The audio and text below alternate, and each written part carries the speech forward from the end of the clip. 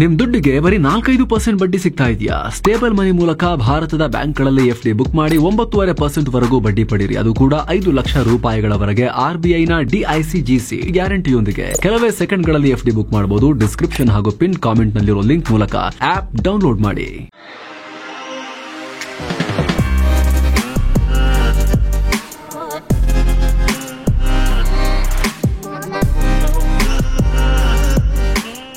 ನಮಸ್ಕಾರ ಸ್ನೇಹಿತರೆ, ದಿನದ ಎಲ್ಲ ಪ್ರಮುಖ ಸುದ್ದಿಯನ್ನು ನಿಮಗೆ ತಲುಪಿಸೋ mastmaga.comನ ಫುಲ್ ನ್ಯೂಸ್ಗೆ ಸ್ವಾಗತ. ನಾನು ಅಮರ್ ಪ್ರಸಾದ್. ಭಾರತ ಹಾಗೂ ಪಾಕ್ ನಡುವೆ ಸೇನಾ ಸಂಘರ್ಷ ಆಗೋ ಸಾಧ್ಯತೆ ದಿನೇ ದಿನೇ ಗಂಭೀರ ಸ್ವರೂಪಕ್ಕೆ ಹೋಗ್ತಾ ಇದ್ದು, ಎರಡೂ ಕಡೆ ದೊಡ್ಡ ಮಟ್ಟದಲ್ಲಿ ಸೇನೆಯ ಮೊಬಿಲೈಸೇಷನ್ ಆಗ್ತಾ ಇದೆ, ಜಮಾವಣೆ ಆಗ್ತಾ ಇದೆ. ಈಗ ಭಾರತ ದಾಳಿ ಮಾಡಬಹುದು ಅನ್ನೋ ಭಯದಲ್ಲಿ ಪಾಕಿಸ್ತಾನ ದೊಡ್ಡ ಮಟ್ಟದ ಸೇನೆಯನ್ನ ಗಡಿ ಕಡೆಗೆ ಕರ್ಕೊಂಡ್ಬಂದು ನಿಲ್ಲಿಸ್ತಾ ಇದೆ. ಪಾಕಿಸ್ತಾನದ ಸದರ್ನ್ ಸೆಕ್ಟರ್ನಲ್ಲಿ ಚೀನಾದ J-10, JF-17 ಮತ್ತು ಅಮೆರಿಕನ್ ಮೇಡ್ F-16 ಫೈಟರ್ ವಿಮಾನಗಳನ್ನು ನಿಲ್ಲಿಸ್ತಾ ಇದೆ. ಒಟ್ಟು 52 ವಿಮಾನಗಳನ್ನ ರೆಡಿ ಮಾಡಿಟ್ಟಿದ್ದು, ಅವುಗಳಲ್ಲಿ ಭಾರಿ ಪ್ರಮಾಣದ ಸ್ಫೋಟಕವನ್ನು ಅಳವಡಿಸಿದೆ ಅಂತ ಪಾಕ್ ಮಾಧ್ಯಮಗಳು ರಿಪೋರ್ಟ್ ಮಾಡಿವೆ. ಇತ್ತೀಚೆಗೆ ಟ್ಯಾಂಕ್ ಮತ್ತು ಆರ್ಟಿಲರಿ ಶೆಲ್ಗಳನ್ನು ಪಾಕಿಸ್ತಾನ ಮೂವ್ ಮಾಡ್ತಿತ್ತು. ಅದರ ಬೆನ್ನಲ್ಲೇ ಈ ಬೆಳವಣಿಗೆಯಾಗಿದೆ. ಇತ್ತ ಭಾರತ ಕೂಡ ತನ್ನ ಯುದ್ಧ ತಯಾರಿಯನ್ನ ಹೆಚ್ಚು ಮಾಡಿದೆ. ಇತ್ತೀಚೆಗೆ ಆಕ್ರಮಣ ಹೆಸರಲ್ಲೇ ಭಯ ಹುಟ್ಟಿಸೋ ರೀತಿ ಭಾರತೀಯ ವಾಯುಪಡೆ ಶಕ್ತಿ ಪ್ರದರ್ಶನ ಮಾಡಿತ್ತು. ಈಗ ಅರಬ್ಬಿ ಸಮುದ್ರದಲ್ಲಿ ಪಾಕ್ನ ಕಣ್ಣ ಮುಂದೆನೆ ನೌಕಾಪಡೆ ಅಖಾಡಕ್ಕೆ ಇಳಿದಿದೆ. ಭಾನುವಾರ ಹಲವು ಆಂಟಿಶಿಪ್ ಮಿಸೈಲ್ಗಳನ್ನ ಫೈರಿಂಗ್ ಮಾಡಿದ್ದು, ದೂರದ ಟಾರ್ಗೆಟ್ ಅನ್ನ ಕೂಡ ಸಲೀಸಾಗಿ ಹೊಡೆದು ಹಾಕಿದೆ. ಈ ಡ್ರಿಲ್ನಲ್ಲಿ ಬ್ರಹ್ಮೋಸ್ ಆಂಟಿಶಿಪ್ ಮತ್ತು ಆಂಟಿ ಸರ್ಫೇಸ್ ಕ್ರೂಸ್ ಮಿಸೈಲ್ಗಳನ್ನ ಫೈರ್ ಮಾಡಿ ಟೆಸ್ಟ್ ಮಾಡಿದೆ. ಈ ವಿಡಿಯೋಗಳನ್ನ ಭಾರತೀಯ ನೌಕಾಪಡೆ ಶೇರ್ ಮಾಡಿಕೊಂಡಿದೆ. ಇದರಲ್ಲಿ ಕೋಲ್ಕತ್ತಾ ಕ್ಲಾಸ್ ಡಿಸ್ಟ್ರಾಯರ್ಸ್ ಹಾಗೂ ನೀಲ್ಗಿರಿ ಮತ್ತು ಕ್ರೆವಾಕ್ ಕ್ಲಾಸ್ ಯುದ್ಧ ನೌಕೆಗಳು ಪಾಲ್ಗೊಂಡಿವೆ. ಈ ಬಗ್ಗೆ ಪ್ರತಿಕ್ರಿಯಿಸಿದ ಭಾರತೀಯ ನೌಕಾಪಡೆ, ರಾಷ್ಟ್ರೀಯ ಹಿತಾಸಕ್ತಿಯ ರಕ್ಷಣೆಗಾಗಿ ನೌಕಾಪಡೆ ಯಾವಾಗಲೂ ರೆಡಿ ಆಗಿರುತ್ತೆ. ಎಂತಹದ್ದೇ ಸವಾಲು ಬಂದರೂ ಕೂಡ ಫೇಸ್ ಮಾಡ್ತೀವಿ. Any time, anywhere, any how, ಯಾವುದೇ ಟೈಮ್ನಲ್ಲಿ, ಎಲ್ಲೇ ಆದರೂ, ಹೇಗಿದ್ರು ನಾವು ರೆಡಿ ಅಂತ ಹೇಳಿದೆ. ಸ್ನೇಹಿತರಲ್ಲಿ ಗಮನಿಸಬೇಕಾಗಿರೋ ಸಂಗತಿ ಅಂದ್ರೆ, ಈ ಸಲ ವಾಯುಪಡೆ ಮತ್ತು ಭೂಸೇನೆಗಿಂತ ನೌಕಾಪಡೆ ಹೆಚ್ಚು ಸದ್ದು ಮಾಡ್ತಾ ಇದೆ. ಇತ್ತೀಚೆಗೆ ಸೂರತ್ ಡಿಸ್ಟ್ರಾಯರ್ ಮೂಲಕ ಮಿಸೈಲ್ ಅನ್ನು ಹಾರಿಸಲಾಗಿತ್ತು ನೌಕಾಪಡೆಯಿಂದ. ಅದರ ಬೆನ್ನಲ್ಲೇ ಭಾರತೀಯ ನೌಕಾಪಡೆ INS ವಿಕ್ರಾಂತ್ ಅನ್ನ ಕಾರವಾರದ INS ಕದಂಬ ನೌಕಾನೆಲೆಯಿಂದ ಅರಬ್ಬಿ ಸಮುದ್ರಕ್ಕೆ ಇಳಿಸಿ ಅರಬ್ಬಿ ಸಮುದ್ರಕ್ಕೆ ಕಳಿಸಿತ್ತು, ಡಿಪ್ಲಾಯ್ ಮಾಡಿತ್ತು. ಈಗ ಈ ಮಿಸೈಲ್ ಟೆಸ್ಟ್ ಮಾಡಲಾಗಿದೆ. ಇದರ ಹಿಂದೆ ಅತಿ ದೊಡ್ಡ ಕಾರಣ ಇದೆ. ಅದನ್ನ ವಿಶೇಷ ವರದಿಯಲ್ಲಿ ಶೀಘ್ರತೆ ಮುಂದೆ ತರ್ತೀವಿ. ಪಾಕಿಸ್ತಾನವನ್ನ ನಡುಮುರಿಯೋಕೆ ಭಾರತದ ಬಳಿ ಇರೋ ಆ 2 ಭಯಂಕರ ಅಸ್ತ್ರಗಳು ಯಾವುದು, ಭಾರತದ ಈ ಸಲದ ಸ್ಟ್ರಾಟಜಿ ಏನಾಗಿರಬಹುದು, ನೇವಲ್ ಪ್ಲಾನ್ ಏನಾಗಿರಬಹುದು, ಅದನ್ನ ವಿಶ್ಲೇಷಣೆ ಮಾಡೋ ಪ್ರಯತ್ನವನ್ನ ಆ ವರದಿಯಲ್ಲಿ ಮಾಡೋಣ. ಏನು ಸ್ನೇಹಿತರೆ, ಭಾರತ ತನ್ನ ಯುದ್ಧ ತಯಾರಿಯ ಪ್ರದರ್ಶನ ಮಾಡುತ್ತಿದ್ದ ಹಾಗೆ ಪಾಕಿಸ್ತಾನದ ಮುಲ್ಲಾ ಜನರಲ್ ಇನ್ನೊಂದು ಇಂಟ್ರೆಸ್ಟಿಂಗ್ ಆತನ ಬಗ್ಗೆ ಮಾಹಿತಿ ಬರ್ತಾ ಇದೆ. ಅಸೀಂ ಮುನೀರ್ ಯಾವುದಕ್ಕೂ ಇರಲಿ, ಸೇಫ್ ಆಗಿರಲಿ ಅಂತ ತನ್ನ ಫ್ಯಾಮಿಲಿಯನ್ನ ವಿದೇಶಕ್ಕೆ ಕಳಿಸಿದ್ದಾರೆ ಅಂತ ಕೆಲ ಸುದ್ದಿ ಮಾಧ್ಯಮಗಳು ರಿಪೋರ್ಟ್ ಮಾಡಿವೆ. ಮೂಲಗಳ ಪ್ರಕಾರ ಮುನೀರ್ ಪ್ರೈವೇಟ್ ಏರ್ ಕ್ರಾಫ್ಟ್ಸ್ ಅನ್ನ ಬಳಸಿ ಬ್ರಿಟನ್ ಮತ್ತು ನ್ಯೂ ಜೆರ್ಸಿಗೆ ತನ್ನ ಕುಟುಂಬಸ್ಥರನ್ನ ಸೀಕ್ರೆಟ್ ಆಗಿ ರವಾನೆ ಮಾಡಿದಾರಂತೆ. ಮತ್ತೊಂದ್ ಕಡೆ ಮುನೀರ್ ಸಾಕಿರೋ ಉಗ್ರ ಸಂತತಿ ಸಿಕ್ಕ ಕಡೆ ಓಡಿ ಕದುಕುರೋಕ್ ಶುರು ಮಾಡಿದೆ. ಭಾರತ ಆಲ್ರೆಡಿ ಹೇಳಿದೆಯಲ್ಲ, ಉಗ್ರರ ಅಳಿದುಳಿದ ಜಾಗಗಳನ್ನ ಕೂಡ ಬಿಡೋದಿಲ್ಲ, ಮಣ್ಣಿಗೆ ಸೇರಿಸ್ತೀವಿ ಅಂತ. ಸೊ ಆಲ್ರೆಡಿ ಇರೋ ಜಾಗ ಗೊತ್ತಾಗ್ಬಿಟ್ಟಿರುತ್ತೇನೋ ಅಂತ ಹೇಳಿ ಜಾಗ ಚೇಂಜ್ ಮಾಡ್ತಿದ್ದಾರೆ. POKಯ ಟ್ರೈನಿಂಗ್ ಕ್ಯಾಂಪ್ನಿಂದ ಉಗ್ರರೆಲ್ಲ ಜಾಗ ಖಾಲಿ ಮಾಡಿದ್ದಾರೆ ಅನ್ನೋ ಮಾಹಿತಿನೂ ಬರ್ತಾ ಇದೆ. ಪಾಕ್ನ ಉಗ್ರರ ಹೆಡ್ ಕ್ವಾರ್ಟರ್ಸ್ ಆಗಿರೋ ಬಹವಲ್ಪುರ್ನಲ್ಲಿರೋ JM ಉಗ್ರ ಸಂಘಟನೆಯ ಪ್ರಧಾನ ಕಚೇರಿಗೆ ಬೀಗ ಹಾಕಲಾಗಿದೆ. ಅಲ್ಲದೆ ಸೇನೆ ಕೂಡ ಪಾಕ್ ಗಡಿ ಭಾಗದಲ್ಲಿರುವ ಹಳ್ಳಿಗಳಲ್ಲಿ ವಾಸಿಸೋರನ್ನ ಸ್ಥಳಾಂತರ ಮಾಡ್ತಾ ಇದೆ ಅನ್ನೋ ರಿಪೋರ್ಟ್ಸ್ ಬರ್ತಾ ಇವೆ. ಇತ್ತ ನ್ಯೂಯಾರ್ಕ್ ಟೈಮ್ಸ್ ಇಂಟರ್ವ್ಯೂನಲ್ಲಿ ಮಾತನಾಡಿದ ಪಾಕ್ ರಕ್ಷಣಾ ಸಚಿವ ಖ್ವಾಜಾ ಮೊಹಮ್ಮದ್ ಆಸಿಫ್, ನಮಗೆ ಈ ಯುದ್ಧ ಭುಗಿಲೇಳೋದು ಇಷ್ಟ ಇಲ್ಲ, ಯಾಕಂದ್ರೆ ಸಂಘರ್ಷ ಜಾಸ್ತಿ ಆದ್ರೆ ಈ ಪ್ರದೇಶಕ್ಕೆ ವಿಪತ್ತು ಉಂಟಾಗಬಹುದು ಅಂತ ಹೇಳಿದ್ದಾರೆ. ಜೊತೆಗೆ ಈ ದಾಳಿಯಲ್ಲಿ LAT ಉಗ್ರ ಸಂಘಟನೆಯ ಪಾತ್ರ ಇಲ್ಲ, LAT ಸಂಘಟನೆಯ ಕತೆ ಮುಗಿದು ಹೋಗಿದೆ. ಪಾಕಿಸ್ತಾನದಲ್ಲಿ ಅವರಿಗೆ ಯಾವುದೇ ರೀತಿ ಸೆಟಪ್ ಇಲ್ಲ, ಅಲ್ಪ ಸ್ವಲ್ಪ ಉಳಿದವರಿಂದ ಯಾವುದೇ ರೀತಿಯ ಅಪಾಯ ಇಲ್ಲ, ಯಾಕಂದ್ರೆ ಕೆಲವರು ಗೃಹ ಬಂಧನದಲ್ಲಿದ್ದಾರೆ, ಕೆಲವರು ಕಸ್ಟಡಿಯಲ್ಲಿದ್ದಾರೆ, ಅವರು ಸ್ವಲ್ಪನೂ ಆಕ್ಟಿವ್ ಆಗಿಲ್ಲ ಅಂತ ಗಲಿಬಿಲಿ ಹೆದರಿಕೆಯ ಮಾತಾಡಿದ್ದಾರೆ ಪಾಕ್ನ ರಕ್ಷಣಾ ಸಚಿವ. ಭಯ ಇಲ್ಲ ಅಂದ್ರೆ ಈ ತರ ಯಾಕೆ ಮಾತಾಡ್ತಾರೆ ಅಲ್ವಾ? Chief of defence staff general Anil Chauhan ರಕ್ಷಣಾ ಸಚಿವ ರಾಜನಾಥ್ ಸಿಂಗ್ರನ್ನ ಭೇಟಿಯಾಗಿ ಮೀಟಿಂಗ್ ಮಾಡಿದ್ದಾರೆ, ಮಾತುಕತೆ ನಡೆಸಿದ್ದಾರೆ. ಇದರಲ್ಲಿ ಏನ್ ಚರ್ಚೆಯಾಗಿದೆ ಅನ್ನೋದು ಇನ್ನಷ್ಟೇ ಸ್ಪಷ್ಟವಾಗಬೇಕು. ಆದರೆ ಆಬ್ವಿಯಸ್ಲಿ ಜಮ್ಮು ಕಾಶ್ಮೀರದಲ್ಲಿ ಹೆಚ್ಚಿನ ಭದ್ರತೆ ನಿಯೋಜಿಸುವ ಬಗ್ಗೆ ಮತ್ತು ಸದ್ಯದ ಸೇನಾ ತಯಾರಿಯ ಬಗ್ಗೆ ಚರ್ಚೆ ಮಾಡಲಾಗಿರುತ್ತೆ. ಡೀಟೇಲ್ ಹೊರಗೆ ಬಂದಿಲ್ಲ ಅಷ್ಟೇ. ಇತ್ತೀಚೆಗಷ್ಟೇ 3 ಸಶಸ್ತ್ರ ಪಡೆಗಳ ನಾಯಕರೊಂದಿಗೂ ರಾಜನಾಥ್ ಸಿಂಗ್ ಮೀಟಿಂಗ್ ಮಾಡಿದ್ರು. ಅದರ ಬೆನ್ನಲ್ಲೇ ಸಿಡಿಎಸ್ ಜೊತೆಗೂ ಕೂಡ ಪ್ರತ್ಯೇಕ ಮೀಟಿಂಗ್ ನಡೆಸಿದ್ದಾರೆ. ಇದೆಲ್ಲದರ ಮಧ್ಯೆ ಕಾಶ್ಮೀರದ ಪಹಲ್ಗಾಮ್ನಲ್ಲಿ ದಾಳಿ ನಡೆಸಿದ ಉಗ್ರರ ಬಗ್ಗೆ ಸ್ಫೋಟಕ ವಿಚಾರ ಹೊರಬಿದ್ದಿದೆ. ಏಪ್ರಿಲ್ 22ನೇ ತಾರೀಕು ಈ ದಾಳಿ ನಡೆಸೋಕು ಮುನ್ನ ಉಗ್ರರು ಕೊಕರ್ನಾಗ್ ಅರಣ್ಯ ಪ್ರದೇಶದಿಂದ ಬೈಸರನ್ ಕಣಿವೆಗೆ ಹೋಗೋಕೆ 20 ರಿಂದ 22 ಗಂಟೆಗಳ ಕಾಲ ಟ್ರೆಕ್ಕಿಂಗ್ ನಡೆಸಿದ್ರು ಅನ್ನೋ ರಿಪೋರ್ಟ್ ಬರ್ತಾ ಇದೆ. ಯಾಕಂದ್ರೆ ಪಹಲ್ಗಾಮ್ನ ಎತ್ತರದ ಪ್ರದೇಶದಲ್ಲಿ ಈ ದಾಳಿ ನಡೆದಿದೆ.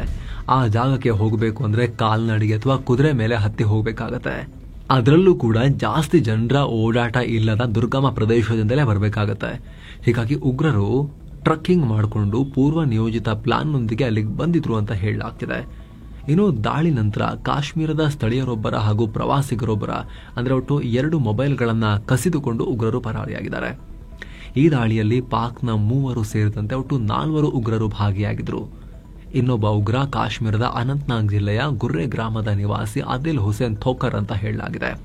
ಇನ್ನು ಈ ಆದಿಲ್ ಯಾರು ಅನ್ನೋ ಬಗ್ಗೆ ಕೂಡ ಮಾಹಿತಿ ಸಿಗ್ತಾ ಇದೆ. ಅನಂತ್ನಾಗ್ ಜಿಲ್ಲೆಯ ಖಾನ್ ಬಾಲ್ ಸರ್ಕಾರಿ ಡಿಗ್ರಿ ಕಾಲೇಜಲ್ಲಿ ಪದವಿ ಶಿಕ್ಷಣ ಮುಗಿಸಿದ್ದ ಈತ ಇಂದಿರಾ ಗಾಂಧಿ ನ್ಯಾಷನಲ್ ಓಪನ್ ಯೂನಿವರ್ಸಿಟಿಯಿಂದ ಮಾಸ್ಟರ್ಸ್ ಕೂಡ ಮಾಡಿಕೊಂಡಿದ್ದ. ಬಳಿಕ ಕಾಂಪಿಟೇಟಿವ್ ಎಕ್ಸಾಮ್ಗಳಿಗೆ ಪ್ರಿಪೇರ್ ಆಗೋ ವಿದ್ಯಾರ್ಥಿಗಳಿಗೆ ಟೀಚರ್ ಆಗಿ ಪಾರ್ಟ್ ಟೈಮ್ ಜಾಬ್ ಮಾಡ್ತಾ ಇದ್ದ. ಆಮೇಲೆ ಆತ ರಾಡಿಕಲೈಸೇಷನ್ಗೆ ಒಳಗಾಗಿ ಅಂದ್ರೆ ಪಾಕ್ ಉಗ್ರರ ಟ್ರೈನಿಂಗ್ಗೆ ಒಳಗಾಗಿ ತಲೆಗೆ ಈ ನಶೆಯನ್ನ ಅಮಲನ್ನ ತುಂಬಿಕೊಂಡು ಈ ಮತದ ಅಮಲನ್ನ ತುಂಬಿಕೊಂಡು ಜಿಹಾದಿಯಾಗಿ ಬದಲಾದ ಅಂತ ಮಾಹಿತಿಯನ್ನ ಶೇರ್ ಮಾಡಿದ್ದಾರೆ ಈತನ ಬಗ್ಗೆ ಮಾಹಿತಿ ಇರೋರು. ಅದರಲ್ಲೂ ಕೂಡ ಇವ್ರ ಪಕ್ಕದ ಮನೆಯವರು ಏನ್ ಹೇಳಿದ್ದಾರೆ ಅಂದ್ರೆ ಈತ ಮೊದಲು ಸರಿಯಾಗೇ ಇದ್ದ, ನೋಡೋಕೆ ತುಂಬಾ ಡೀಸೆಂಟ್ ಆಗಿದ್ದ, ಅವನ ಪಾಡಿಗೆ ಅವನು ಸ್ಟಡಿ ಮಾಡ್ಕೊಂಡಿದ್ದ, ಅವನನ್ನ ಈ ತರ ಬ್ರೈನ್ ವಾಶ್ ಮಾಡಿದ್ದಾರೆ ಅಂತ ಹೇಳಿದ್ದಾರೆ. 2018 ಏಪ್ರಿಲ್ 29 ನಂತರ ಈತ ಇದ್ದಕ್ಕಿದ್ದಂತೆ ಕಾಣೆಯಾಗಿದ್ದ. ಆದ್ರೆ ಈತನ ಸ್ಟಡಿ ವೀಸಾ ಮಾಹಿತಿ ಆಧರಿಸಿ ಈತ ಪಾಕ್ಗೆ ಹೋಗಿದ್ದ ಅಂತ ಗುಪ್ತಚರ ಇಲಾಖೆ ಕನ್ಫರ್ಮ್ ಮಾಡಿದೆ. ಅಲ್ಲದೆ ಈತ ಮೂಲಭೂತವಾದಿ ಗುಂಪುಗಳ ನಾಯಕರನ್ನ ಮೀಟ್ ಮಾಡಿದ್ದ. ಬಳಿಕ ದೇಶ ವಿರೋಧಿ ಕೃತ್ಯಗಳಲ್ಲಿ ಭಾಗಿಯಾದ ಅಂತ ಗುಪ್ತಚರ ಇಲಾಖೆ ಹೇಳಿದೆ. ಇನ್ನು ಸ್ನೇಹಿತರೆ, ಈ ದಾಳಿ ನಡೆಯೋ ವೇಳೆ ಸ್ಥಳೀಯ ಫೋಟೋಗ್ರಾಫರ್ ಒಬ್ರು ಅಲ್ಲೇ ಇದ್ರು. ಅವರು ಮರೆಯಲ್ಲಿ ನಿಂತ್ಕೊಂಡು ಮರದ ಮೇಲೆ ಹತ್ತಿ ಜೀವ ಉಳಿಸ್ಕೊಳ್ಳೋದಲ್ಲದೆ ಘಟನೆಗೆ ಸಂಬಂಧಪಟ್ಟ ದೃಶ್ಯಗಳನ್ನ ರೆಕಾರ್ಡ್ ಮಾಡಿ ಸರ್ಕಾರಕ್ಕೆ ಕೊಟ್ಟಿದ್ದಾರೆ ಅನ್ನೋ ಮಾಹಿತಿ ಕೂಡ ಲಭ್ಯ ಆಗಿದೆ. ಈ ಫುಟೇಜ್ನಿಂದ ಎನ್ಐಎ ತನಿಖೆಗೆ ಹೆಚ್ಚಿನ ಅನುಕೂಲ ಆಗ್ತಿದೆ ಅಂತಲೂ ಅಧಿಕಾರಿಗಳು ಹೇಳಿದ್ದಾರೆ. ಈ ನಡುವೆ ಕಾಶ್ಮೀರದಿಂದ ಇನ್ನೊಂದಷ್ಟು ಸುದ್ದಿ ಬರ್ತಾ ಇದೆ. ಪಹಲ್ಗಾಮ್ ದಾಳಿ ನಂತರವೂ ದೇಶದ ನಾನಾ ಕಡೆಯಿಂದ ಪ್ರವಾಸಿಗರು ಕಾಶ್ಮೀರಕ್ಕೆ ಭೇಟಿ ಕೊಡೋದು ಕಂಟಿನ್ಯೂ ಆಗಿದೆ. ನಮಗೆ ಯಾವುದೇ ಭಯ ಇಲ್ಲ, ನಮ್ಮ ರಕ್ಷಣೆಗಾಗಿ ಸೇನೆ, ಸರ್ಕಾರ ಮತ್ತು ಸ್ಥಳೀಯರಿದ್ದಾರೆ ಅಂತ ಪ್ರವಾಸಿಗರು ಹೇಳ್ತಿದ್ದಾರೆ. ಮತ್ತೊಂದು ಕಡೆ ದೇಶದಲ್ಲಿ ರಕ್ಷಣೆಗೆ ಸಂಬಂಧಪಟ್ಟಂತೆ ಸ್ವಲ್ಪ ಬ್ಯುಸಿ ವಾತಾವರಣ ಇರೋದ್ರಿಂದ ಏಪ್ರಿಲ್ 30ರಂದು ಬ್ರೆಜಿಲ್ನಲ್ಲಿ ನಡೆಯಲಿರೋ ಬ್ರಿಕ್ಸ್ ಎನ್ಎಸ್ಎ ಮೀಟಿಂಗ್ ನಲ್ಲಿ ರಾಷ್ಟ್ರೀಯ ಭದ್ರತಾ ಸಲಹೆಗಾರ ಅಜಿತ್ ದೋವಲ್ ಭಾಗಿಯಾಗೋ ಸಾಧ್ಯತೆ ಇಲ್ಲ ಅನ್ನೋ ಮಾಹಿತಿ ಬರ್ತಾ ಇದೆ. ಈ ಟೈಮ್ನಲ್ಲಿ ಅವರೆಲ್ಲಿ ದೇಶ ಬಿಟ್ಟು ಹೋಗ್ತಾರೆ? ದಿಲ್ಲಿಯಲ್ಲೇ ಇರಬೇಕಾಗತ್ತಲ್ಲ. ಎನ್ಎಸ್ಸಿ ಆಗಿರೋರು, ಅದರಲ್ಲೂ ಕೂಡ ಪಾಕಿಸ್ತಾನ್ ಎಕ್ಸ್ಪರ್ಟ್ ಆಗಿರೋ, 7 ವರ್ಷ ಪಾಕಿಸ್ತಾನದಲ್ಲಿ ಇದ್ದು ಬಂದಿರೋ ಗುಪ್ತಚರರಾಗಿ ಅಜಿತ್ ದೋವಲ್ 7 ವರ್ಷ ಪಾಕಿಸ್ತಾನದಲ್ಲಿ ಸ್ಪೈ ಆಗಿ ಇದ್ದು ಬಂದಂಥವ್ರು, ಇಂಟೆಲಿಜೆನ್ಸ್ ಬ್ಯೂರೋದ ಚೀಫ್ ಎಲ್ಲ ಆಗಿದ್ದವರು. ಅದಾದ ನಂತರ ಅವರು ನ್ಯಾಷನಲ್ ಸೆಕ್ಯೂರಿಟಿ ಅಡ್ವೈಸರ್ ಆಗಿರೋದು. ಸೊ ಅಂತವ್ರು ತುಂಬಾ ಇಂಪಾರ್ಟೆಂಟ್ ಆಗ್ತಾರೆ. ಹಾಗಾಗಿ ಇವರು ಬ್ರೆಜಿಲ್ಗೆಲ್ಲ ಹೋಗೋದು ಡೌಟ್ ಶೀಘ್ರದಲ್ಲಿ. ಈ ನಡುವೆ ದೇಶದ ರಾಜಧಾನಿ ದಿಲ್ಲಿಯಲ್ಲಿ ಒಟ್ಟು 5,000 ಪಾಕ್ ಪ್ರಜೆಗಳಿದ್ದಾರೆ ಅಂತ ಗೊತ್ತಾಗಿದೆ. ಇಂಟೆಲಿಜೆನ್ಸ್ ಬ್ಯೂರೋ ಈ 5,000 ಪಾಕಿಗಳ ಲಿಸ್ಟ್ ಅನ್ನ ಕೊಟ್ಟಿದೆ. ಅದರ ವೆರಿಫಿಕೇಶನ್ ಮಾಡಿ ಪಾಕಿಗಳನ್ನ ಗುರುತಿಸೋಕೆ ಈ ಲಿಸ್ಟ್ ಅನ್ನ ಆಯಾ ಜಿಲ್ಲಾಡಳಿತಕ್ಕೆ ಕಳಿಸಲಾಗಿದೆ. ಇವರನ್ನ ವಾಪಸ್ ಪಾಕಿಸ್ತಾನಕ್ಕೆ ಅಟ್ಟೋ ಕೆಲಸ ನಡೀತಾ ಇದೆ. ನನಗೆ ಆಶ್ಚರ್ಯ ಆಗೋದೇನು ಅಂತ ಹೇಳಿದ್ರೆ, ಇದೆಲ್ಲ ನೋಡ್ತಿದ್ದಾಗ ಉಗ್ರರ ಪಟ್ಟಿ ಮಾಡಿದ್ದಾರೆ, ಇವಾಗ ಹುಡುಕ್ತಾ ಇದ್ದಾರೆ, ಪಾಕ್ ಪ್ರಜೆಗಳ ಪಟ್ಟಿ ಮಾಡಿದ್ದಾರೆ, ಹುಡುಕ್ತಾ ಇದ್ದಾರೆ, ಎಲ್ಲಾ ಕಡೆ ಆದೇಶ ಕೊಟ್ಟಿದ್ದಾರೆ. ಇಷ್ಟು ದಿವಸ ಯಾಕೆ ಮಾಡಿಲ್ಲ ಇದನ್ನ? ದಾಳಿನೇ ಆಗ್ಬೇಕಾ? ದಾಳಿ ನಡೀದಿರ್ಲಿ ಇವೆಲ್ಲ ಆಗ್ಬಿಡ್ಬೇಕಲ್ವಾ? ಕ್ಲೀನ್ ಇಟ್ಕೋಬೇಕು ತಾನೆ ಮನೇನ. ನೆಂಟರು ಬರ್ತಿದ್ದಾರೆ ಅನ್ನೋ ಟೈಮಲ್ಲಿ ಮಾತ್ರ ಮನೇನ ಕ್ಲೀನ್ ಮಾಡ್ಕೊಳ್ಳೋದ? ನಾವು ಇರ್ಬೇಕಾದ್ರೆ ಇಲ್ಲಿ ಇರುವಂತವ್ರಿಗೆ ನೆಮ್ಮದಿಯಿಂದ ಮನೇಲಿ ಜೀವನ ನಡೆಸೋಕೆ ಮನೆ ಕ್ಲೀನ್ ಆಗಿರ್ಬೇಕು ತಾನೆ ಯಾವಾಗ್ಲೂ ಕೂಡ. ಬಹಳ ಬೇಸರದ ವಿಚಾರ ಇವೆಲ್ಲವೂ ಕೂಡ. ಈಗ ಪಾಕಿಸ್ತಾನಿ ಪ್ರಜೆಗಳಿಗೆ ವೀಸಾ ಕ್ಯಾನ್ಸಲ್ ಮಾಡಿ ಅದರಿಂದ ಕೆಲವರನ್ನ ವಾಪಸ್ ಕಳಿಸ್ತಿರೋದು ಓಕೆ, ವೀಸಾ ತಗೊಂಡ್ಬಂದಿರ್ತಾರೆ ಅವ್ರನ್ನ ವಾಪಸ್ ಕಳಿಸೋದು ಅಂತ. ಅಕ್ರಮ ವಲಸಿಗರು ದೊಡ್ಡ ಪ್ರಮಾಣದಲ್ಲಿ ಇವಾಗ ವಾಪಸ್ ಕಳ್ಸೋಕ್ಕೆಲ್ಲ ಹುಡುಕ್ತಾ ಇದ್ದಾರೆ ದೇಶದಾದ್ಯಂತ. ಪಟ್ಟಿ ಇದೆಯಂತೆ, ಉಗ್ರರ ಪಟ್ಟಿ ಕಾಶ್ಮೀರದಲ್ಲಿ, ಅವ್ರನ್ನ ಹುಡುಕೋದೀಗ, ಅವ್ರ ಮನೆ ಉಡಾಯಿಸೋದು. ಇಷ್ಟು ದಿವಸ ಯಾಕಾಗಿಲ್ಲ ಸ್ವಾಮಿ ಇವೆಲ್ಲ? ಯಾಕೆ ಕಾಯ್ತಾ ಇದ್ರಿ? ಯಾರಿಗೆ ಕಾಯ್ತಾ ಇದ್ರಿ? ಮೈ ಮರೆತಿದ್ರ? ಇದೇ ನಮಗೆ ಬಹಳ ಅಚ್ಚರಿ ಉಂಟು ಮಾಡ್ತಿರೋ ವಿಚಾರ. ನೋಡಿ ನೆಕ್ಸ್ಟ್ ಸುದ್ದಿ ನೋಡಿ. ಕಾಶ್ಮೀರ ದಾಳಿ ಬೆನ್ನಲ್ಲೇ ಉಗ್ರರ ಮನೆಗಳ ಧ್ವಂಸ ಹಾಗೂ ಉಗ್ರರಿಗೆ ಸಹಾಯ ಮಾಡೋರನ್ನ ಪೊಲೀಸರು ವಶಕ್ಕೆ ಪಡೆದು ವಿಚಾರಣೆ ನಡೆಸ್ತಿದ್ದಾರಂತೆ ಇವಾಗ. ಅದರ ಬೆನ್ನಲ್ಲೇ ಈ ಕುರಿತು ಜಮ್ಮು ಕಾಶ್ಮೀರ ಮಾಜಿ ಸಿಎಂ ಮೆಹಬೂಬಾ ಮುಫ್ತಿ ಮಾತನಾಡಿದ್ದಾರೆ. ಜಮ್ಮು ಕಾಶ್ಮೀರದಲ್ಲಿ ಉಗ್ರರು ಹಾಗೂ ಸ್ಥಳೀಯರ ನಡುವಿನ ವ್ಯತ್ಯಾಸ ತಿಳ್ಕೊಂಡು ಕೇಂದ್ರ ಸರ್ಕಾರ ಸರಿಯಾದ ಕ್ರಮ ತಗೋಬೇಕು ಅನ್ನೋ ಹೇಳಿಕೆಯನ್ನ ಕೊಟ್ಟಿದ್ದಾರೆ ಇವರು. ಇನ್ನು ಸಿದ್ದರಾಮಯ್ಯನವರ ಯುದ್ಧ ಬೇಡ, ಭದ್ರತೆ ಮಾಡಿಕೊಂಡ್ರೆ ಸಾಕು ನಾವು ಅನ್ನೋ ಹೇಳಿಕೆ ವಿವಾದಕ್ಕೀಡಾಗ್ತಿದ್ದ ಹಾಗೆ ಅವರು ಪ್ರತಿಕ್ರಿಯೆ ಕೊಟ್ಟಿದ್ದಾರೆ. ನಾನು ಯುದ್ಧ ಬೇಡವೇ ಬೇಡ ಅಂತ ಹೇಳಿಲ್ಲ, ಭದ್ರತೆಗೆ ಧಕ್ಕೆ ಆದ್ರೆ ಯುದ್ಧ ಮಾಡಲೇಬೇಕಾಗತ್ತೆ, ನಮಗೆ ಆ ಥರ ರಕ್ಷಣೆ ಮಾಡ್ಕೊಳ್ಳೋದು ಗೊತ್ತು, ನಮಗೆ ಆ ಥರದ್ದೆಲ್ಲ ಆದಾಗ ಪಾಕಿಸ್ತಾನ ಇರಲಿ ಯಾರೇ ಇರಲಿ ಯುದ್ಧ ಮಾಡಬೇಕಾಗತ್ತೆ ಆ ಟೈಮ್ನಲ್ಲಿ ಅನ್ನೋ ಹೇಳಿಕೆಯನ್ನು ಕೊಟ್ಟಿದ್ದಾರೆ. ಈಗ ಒಂಚೂರು ಸ್ಟೇಟ್ಮೆಂಟ್ ಚೇಂಜ್ ಮಾಡ್ಕೊಂಡಿದ್ದಾರೆ. ಮತ್ತೊಂದು ಕಡೆ ರಾಜ್ಯಸಭಾ ವಿಪಕ್ಷ ನಾಯಕ ಮಲ್ಲಿಕಾರ್ಜುನ ಖರ್ಗೆ ಅವರು ಮತ್ತೆ ಕೇಂದ್ರ ಸರ್ಕಾರದ ಯಾವುದೇ ಕ್ರಮಕ್ಕೆ ನಮ್ಮ ಸಂಪೂರ್ಣ ಬೆಂಬಲ ಇದೆ ಅಂತ ಹೇಳಿ ಪುನರುಚ್ಚಾರ ಮಾಡಿದ್ದಾರೆ. ಮೊದಲು ದೇಶ, ಆಮೇಲೆ ಧರ್ಮ, ಭಾಷೆ ಎಲ್ಲವೂ ಕೂಡ. ಫಸ್ಟ್ ದೇಶ, ನಾವೆಲ್ಲ ಒಟ್ಟಾಗಿ ಹೋರಾಟ ಮಾಡಬೇಕು. ಕೇಂದ್ರ ಸರ್ಕಾರಕ್ಕೆ ನಮ್ಮ ಪೂರ್ಣ ಬೆಂಬಲ ಇದೆ. ನಾನು ಈ ಬಗ್ಗೆ ಸಾಕಷ್ಟು ಬಾರಿ ಹೇಳಿದ್ದೀನಿ. ಒಬ್ರಿಗೊಬ್ರು ಟೀಕೆ ಮಾಡೋದು ಬಿಟ್ಟು ಅವರು ನಮ್ಮ ಬೆಂಬಲವನ್ನು ಸಂಪೂರ್ಣವಾಗಿ ಬಳಸ್ಕೊಳ್ಬೇಕು, ಇದರಿಂದ ಎಲ್ಲವೂ ಈಸಿ ಆಗುತ್ತೆ ಅನ್ನೋ ಹೇಳಿಕೆಯನ್ನ ಕೊಟ್ಟಿದ್ದಾರೆ. ಒಂದ್ ರೀತಿ ಸ್ವಪಕ್ಷೀಯರಿಗೂ ಇದರಲ್ಲಿ ಒಂಚೂರು ಚಾಟಿ ಬೀಸ್ದಂಗಿದೆ. ಎಲ್ಲೊಂದ್ ಕಡೆ ಕಾಶ್ಮೀರ ದಾಳಿ ಸಂಬಂಧ ಪಾಕಿಸ್ತಾನಕ್ಕೆ ಸರಿಯಾಗಿ ಬುದ್ಧಿ ಕಲಿಸಿ ಅಂತ ಪಶ್ಚಿಮ ಬಂಗಾಳದ ಟಿಎಂಸಿ ಸರ್ಕಾರ ಕೇಂದ್ರ ಸರ್ಕಾರಕ್ಕೆ ಒತ್ತಾಯಿಸಿದೆ.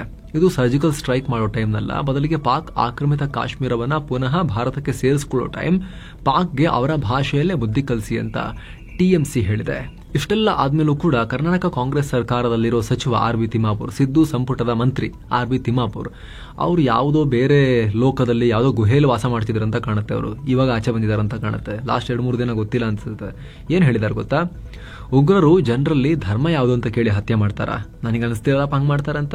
ಪ್ರಾಕ್ಟಿಕಲ್ ಆಗಿ ಥಿಂಕ್ ಮಾಡಿ, ಯಾರಾದ್ರೂ ಹತ್ಯೆ ಮಾಡೋರು ನಿಮ್ಮ ಜಾತಿ ಧರ್ಮವನ್ನ ಕೇಳಿ ಹತ್ಯೆ ಮಾಡಿ ಹೋಗ್ತಾರ? ಅವ್ರು ಹತ್ಯೆ ಮಾಡ್ತಾರ, ಅವ್ರಿಗೆ ಏನಾಗಬೇಕಾಗಿದೆ ಯಾವುದನ್ನು ಕಟ್ಕೊಂಡು? ನಾವು ಇದರಲ್ಲೆಲ್ಲ ಪಾಲಿಟಿಕ್ಸ್ ಮಾಡಬಾರ್ದು ಅನ್ನೋ ಹೇಳಿಕೆಯನ್ನ ಆರ್ ಬಿ ತಿಮ್ಮಾಪುರ ಕೊಟ್ಟಿದ್ದಾರೆ. ಬಹುಶಃ ಇವರು ಇನ್ಸಿಡೆಂಟ್ ಆಗೋ ಟೈಮ್ನಲ್ಲಿ ಮತ್ತು ಲಾಸ್ಟ್ 2-3 ದಿನ ಇವರು ಇರಲಿಲ್ಲ ಅನ್ಸುತ್ತೆ. ಮೊಬೈಲ್ ಎಲ್ಲ ಬಿಟ್ಟು ಯಾವುದೋ ಗುಹೆ ಸೇರ್ಕೊಂಡಿದ್ರಂತ ಕಾಣುತ್ತೆ. ಇವಾಗ ಆಚೆ ಬಂದಿದಾರಂತ ಕಾಣುತ್ತೆ. ಜಗತ್ತಲ್ಲಿ ಏನಾಗಿದೆ ಅಂತಾನೆ ಗೊತ್ತಿಲ್ಲ ಅಂತ ಕಾಣುತ್ತೆ ಮನುಷ್ಯನಿಗೆ. ಏನೋ ದೇಶದಲ್ಲಿರೋ ಪಾಕ್ ಪ್ರಜೆಗಳನ್ನ ಪಟ್ಟಿ ಮಾಡಿ ಅವರ ದೇಶಕ್ಕೆ ಕಳಿಸಿ ಅಂತ ಗೃಹ ಮಂತ್ರಿ ಅಮಿತ್ ಶಾ ಎಲ್ಲ ರಾಜ್ಯಗಳ ಸಿಎಂಗಳಿಗೂ ಹೇಳಿದ್ರಲ್ಲ, ಆ ವಿಚಾರವಾಗಿ ರಾಜ್ಯದ ಗೃಹ ಮಂತ್ರಿ ಪರಮೇಶ್ವರ್ ಪ್ರತಿಕ್ರಿಯೆ ಕೊಟ್ಟಿದ್ದಾರೆ. ಕೇಂದ್ರದ ಆದೇಶದಂತೆ ಎಲ್ಲ ಎಸ್ಪಿಗಳಿಗೂ ನಾನು ಸೂಚನೆ ಕೊಟ್ಟಿದ್ದೀನಿ. ಈಗ ಆಲ್ರೆಡಿ ಪಾಕ್ ಪ್ರಜೆಗಳನ್ನ ಗುರುತಿಸೋ ಕೆಲಸ ನಡೀತಾ ಇದೆ ಅಂತ ಪರಮೇಶ್ವರ್ ಹೇಳಿಕೆಯನ್ನು ಕೊಟ್ಟಿದ್ದಾರೆ. ಅತ್ತ ಪಹಲ್ಗಾಮ್ ಉಗ್ರ ದಾಳಿಯನ್ನು ಖಂಡಿಸಿ ಜಮ್ಮು ಕಾಶ್ಮೀರದ ಶ್ರೀನಗರದಲ್ಲಿರೋ ಲಾಲ್ ಚೌಕ್ನಲ್ಲಿ ಪ್ರತಿಭಟಿಸಲಾಗಿದೆ.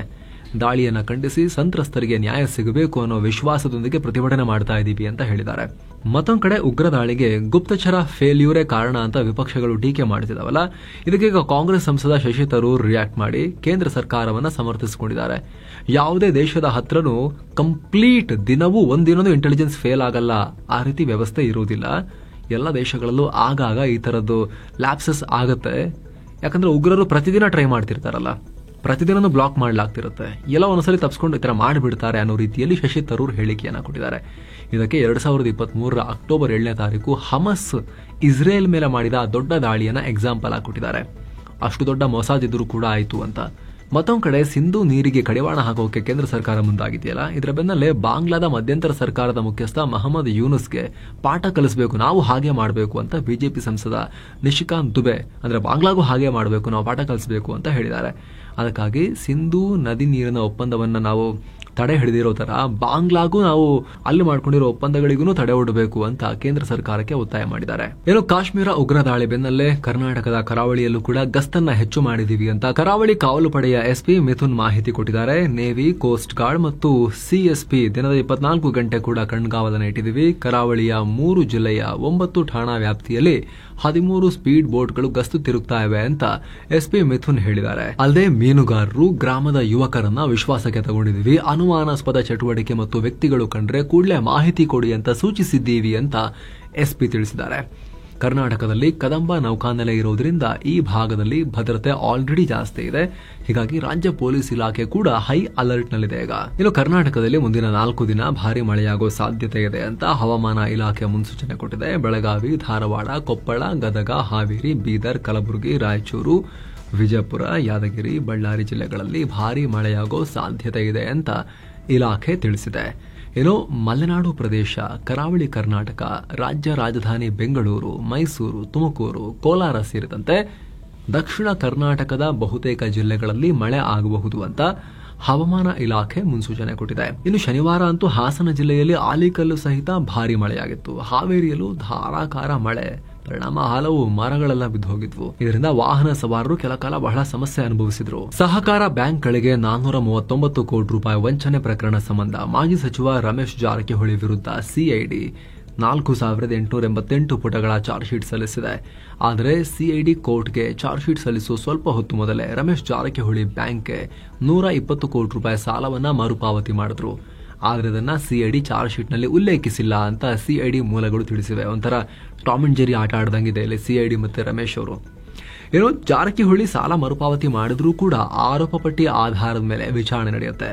ಅಂದಹಾಗೆ ಸೌಭಾಗ್ಯ ಶುಗರ್ಸ್ ಹೆಸರಲ್ಲಿ ಕರ್ನಾಟಕ ಕೋಆಪರೇಟಿವ್ ಅಪೆಕ್ಸ್ ಬ್ಯಾಂಕ್ ಹಾಗೂ ಅದರ ಸಮೂಹದ 4 ಬ್ಯಾಂಕ್ಗಳಿಂದ ಹಂತ ಹಂತವಾಗಿ ರಮೇಶ್ ಜಾರಕಿಹೊಳಿ 232 ಕೋಟಿ ರೂಪಾಯಿ ಸಾಲ ಪಡೆದಿದ್ರು. ಆದರೆ ಪೂರ್ವ ಷರತ್ತಿನ ಅನ್ವಯ ಅಸಲು ಮತ್ತು ಬಡ್ಡಿಯನ್ನ ಮರುಪಾವತಿ ಮಾಡದ ಕಾರಣ 439 ಕೋಟಿ ರೂಪಾಯಿ ವಂಚನೆಯಾಗಿದೆ ಅಂತ 2024ರಲ್ಲಿ ಬೆಂಗಳೂರಿನ ವಿವಿಪುರ ಪೊಲೀಸ್ ಸ್ಟೇಷನ್ಗೆ ಅಪೆಕ್ಸ್ ಬ್ಯಾಂಕ್ನ ವ್ಯವಸ್ಥಾಪಕರು ದೂರು ಕೊಟ್ಟಿದ್ರು. ನಂತರ ಈ ಕೇಸನ್ನ ಸಿಐಡಿಗೆ ಕೊಡಲಾಗಿತ್ತು. ಇದೀಗ ಸಿಐಡಿ ಚಾರ್ಜ್ ಶೀಟ್ ಸಲ್ಲಿಸಿದೆ. ಮಾಜಿ ಸಂಸದ ಡಿಕೆ ಸುರೇಶ್ ಹೆಸರೇಳಿ ವಂಚಿಸಿದ್ದ ಐಶ್ವರ್ಯ ಗೌಡ ಕೇಸ್ನಲ್ಲಿ ಮಹತ್ವದ ವಿಚಾರ ಹೊರಬಿದ್ದಿದೆ. ಈ ಕೇಸ್ನ ತನಿಖೆಯನ್ನ ಇಡಿ ಚುರುಕು ಮಾಡಿದ್ದು, ಈ ವೇಳೆ ಐಶ್ವರ್ಯ ಜೊತೆ ಕಾಂಗ್ರೆಸ್ ಶಾಸಕ ವಿನಯ್ ಕುಲಕರ್ಣಿಗೆ ನಂಟಿತ್ತು ಅಂತ ವರದಿಯಾಗಿದೆ. ಧಾರವಾಡ ಜಿಲ್ಲಾ ಪಂಚಾಯಿತಿ ಸದಸ್ಯ ಯೋಗೇಶ್ ಗೌಡ ಹತ್ಯೆ ಕೇಸಲ್ಲಿ ವಿನಯ್ಗೆ ಐಶ್ವರ್ಯ ಹೆಲ್ಪ್ ಮಾಡಿದ್ರು. ಅಲ್ಲದೆ ವಿನಯ್ ಬಳಿ 24 ಕೋಟಿ ರೂಪಾಯಿ ಸಾಲವನ್ನು ಪಡೆದಿದ್ರು. ದಿನಕ್ಕೆ 24 ಲಕ್ಷ ರೂಪಾಯಿ ಬಡ್ಡಿ ಕೊಡೋದಾಗಿ ಕೂಡ ಹೇಳಿದ್ರು ಅನ್ನೋ ಮಾಹಿತಿ ಸಿಗ್ತಾ ಇದೆ. ಏನು ಐಶ್ವರ್ಯ ಹಾಗೂ ವಿನಯ್ ಮಧ್ಯೆ 24 ಕೋಟಿ ರೂಪಾಯಿ ಅಕ್ರಮ ವ್ಯವಹಾರ ನಡೆದಿದೆ ಅಂತ ಇಡಿ ಅಧಿಕಾರಿಗಳು ಇಬ್ಬರ ಮನೆ ಮೇಲೂ ಕೂಡ ದಾಳಿ ಮಾಡಿದ್ರು. ಈ ವೇಳೆ ಐಶ್ವರ್ಯ ನಿವಾಸದಲ್ಲಿ 2.25 ಕೋಟಿ ರೂಪಾಯಿ ಕ್ಯಾಶ್ ಪತ್ತೆಯಾಗಿದೆ ಅಂತ ಇಡಿ ಸ್ಟೇಟ್ಮೆಂಟ್ ಕೊಟ್ಟಿದೆ. 2.25 ಕೋಟಿ ರೂಪಾಯಿ ಕ್ಯಾಶ್. ಏನೋ ಶನಿವಾರ ಇರಾನ್ನ ಬಂದರ್ ಅಬ್ಬಾಸ್ ನಗರದ ಸಮೀಪ ಶಾಹಿದ್ ರಾಜಿ ಬಂದರಲ್ಲಿ ಸ್ಫೋಟ ಉಂಟಾಗಿತ್ತು. ಈ ಘಟನೆಯಲ್ಲಿ ಸಾವಿನ ಸಂಖ್ಯೆ 25ಕ್ಕೆ ಏರಿಕೆಯಾಗಿದೆ. ಗಾಯಗೊಂಡವರ ಸಂಖ್ಯೆ 800 ಜನ. ಸೊ ಫ್ರೆಂಡ್ಸ್, ಇದಾಗಿತ್ತು ಇವತ್ತಿನ ಫುಲ್ ನ್ಯೂಸ್. ನಾವು ಕೊಯ್ದಿಲ್ಲ, ಹೇಳದಿಲ್ಲ, ಕಿರ್ಚಾಡಿಲ್ಲ, ಬರೀ ಸುದ್ದಿಯ ರೀತಿಯಲ್ಲಿ ನಿಮಗೆ ತಲುಪಿಸುವ ಪ್ರಯತ್ನವನ್ನ ಮಾಡಿದ್ದೇವೆ. ನಮ್ಮ ಈ ಪ್ರಯತ್ನ ನಿಮಗೆ ಇಷ್ಟ ಆಗ್ತಾ ಇದ್ರೆ ದಯವಿಟ್ಟು mastmaga.com ನ ಚಾನಲ್ಗೆ ಸಬ್ಸ್ಕ್ರೈಬ್ ಮಾಡಿ. ಪಕ್ಕದ ಬೆಲ್ ಐಕಾನ್ ಮೇಲೆ ಕ್ಲಿಕ್ ಮಾಡೋದನ್ನ ಯಾವುದೇ ಕಾರಣಕ್ಕೂ ಮರಿಬೇಡಿ. Thank you so much. ಮತ್ತೆ ಭೇಟಿ ಆಗ್ತಿರೋಣ. ನಮಸ್ತೆ.